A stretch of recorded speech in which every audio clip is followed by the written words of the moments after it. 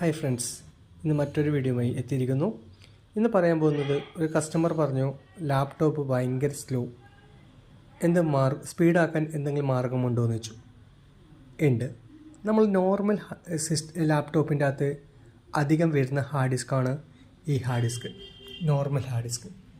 ഈ ഹാർഡ് ഡിസ്കിൻ്റെ അകത്ത് നമ്മളിപ്പം വിൻഡോസ് 7, വിൻഡോസ് 8 എല്ലാം ചെയ്ത് കഴിഞ്ഞെങ്കിൽ നോർമൽ സ്പീഡും കാര്യങ്ങളുണ്ടാവും.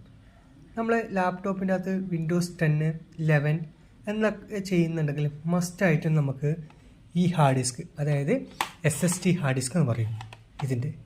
ഇതിൻ്റെ മറ്റൊരു സാധനമാണ് ഇത് NVMe ആണ്. ഇതും നമുക്ക് യൂസ് ചെയ്യാം. എങ്ങനെയാണെന്ന് പറഞ്ഞ് ഞാൻ പറഞ്ഞുതരാം. ഇപ്പോൾ ഒരു ലാപ്ടോപ്പിൻ്റെ അകത്ത്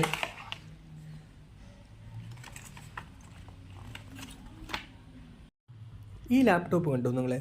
ഈ ലാപ്ടോപ്പിൻ്റെ അകത്ത് നോർമൽ ഹാർഡ് ഡിസ്കും ഉണ്ട്, ഞാനിപ്പം പറഞ്ഞ NVMe ഉണ്ട്. അപ്പം നമുക്ക് ഇപ്പം ഈ പോർട്ട് ഇല്ലാത്ത ലാപ്ടോപ്പ് ആണെങ്കിൽ, പഴയ ലാപ്ടോപ്പിനൊന്നും ഈ പോർട്ട് ഉണ്ടാവില്ല. അത് കാരണം നമ്മൾ എന്താക്കുക, ഈ ഹാർഡ് ഡിസ്ക് ഇതിൻ്റെ അകത്ത് നിന്ന് റിമൂവ് ചെയ്തിട്ട് നമ്മൾ നേരത്തെ പറഞ്ഞ പോലെ തന്നെ ഈ ഹാർഡ് ഡിസ്ക് ഇതിൻ്റെ അകത്ത് ഉപയോഗിക്കാം. ഓൾമോസ്റ്റ് ഈ ഹാർഡ് ഡിസ്ക് ഉണ്ട്. ഈ ഹാർഡ് ഡിസ്ക് ഉണ്ടെങ്കിൽ നമുക്ക് ഇത് ഒരു 128 ഒരു 256 ഇട്ട് കഴിഞ്ഞാൽ ഇത് 1 TB ഹാർഡ് ഡിസ്ക് ഉണ്ടാവും. നോർമലി ലാപ്ടോപ്പിലെല്ലാം 1 TB ഹാർഡ് ഡിസ്ക് ആണെന്നുണ്ടാൽ ഇത് 128 256 ഇട്ട് കഴിഞ്ഞാൽ ഇതിലേക്ക് നമുക്ക് സ്റ്റോർ ചെയ്യാം. ഇതിൽ നമ്മൾ സ്റ്റോർ ചെയ്യുന്നത് ഈ ഹാർഡ് ഡിസ്കിൻ്റെ അകത്ത് NVMe ഹാർഡ് ഡിസ്കോ അല്ലെങ്കിൽ SSD ഹാർഡ് ഡിസ്കോ ഇതിൻ്റെ അകത്ത് നമ്മൾ ഡാറ്റ സ്റ്റോർ ചെയ്യുന്നതും സേഫ് അല്ല. അപ്പം അതിൽ ഒരിക്കലും നമുക്ക് ഡാറ്റ സേഫ് അല്ല.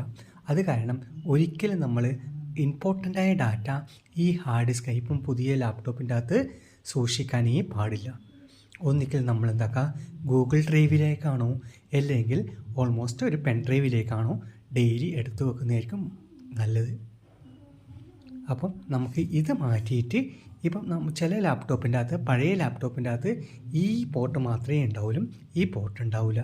അപ്പം ഈ ഹാർഡ് ഡിസ്ക് മാറ്റിയിട്ട് നമുക്ക് ഇത് വെച്ച് കഴിഞ്ഞാൽ ഒരു 1 TB ഒരു 500 GB കിട്ടും. അത് വാങ്ങിച്ച് വെച്ച് കഴിഞ്ഞാൽ നമ്മളെ ലാപ്ടോപ്പ് നല്ല സ്പീഡായിരിക്കും. ഓൾമോസ്റ്റ് ഒരു 4 GB റാമും 8 GB റാമും ഉണ്ടെങ്കിൽ നല്ലൊരു സ്പീഡ് കിട്ടും. അപ്പം ഇത് നിങ്ങൾ ചെയ്തു നോക്ക്. നിങ്ങൾ പഴയ ലാപ്ടോപ്പ് ഉണ്ടെങ്കിൽ ഓൾറെഡി നിങ്ങൾക്ക് കുറച്ചൊരു സ്പീഡ് ചെയ്യാൻ, നല്ലൊരു സ്പീഡ് കിട്ടാൻ വേണ്ടിയിട്ട് ഇങ്ങനത്തെ ഒരു ചെയ്ത് നോക്കിക്കഴിഞ്ഞെങ്കിൽ നല്ലൊരു സ്പീഡ് മാറ്റം കാണും.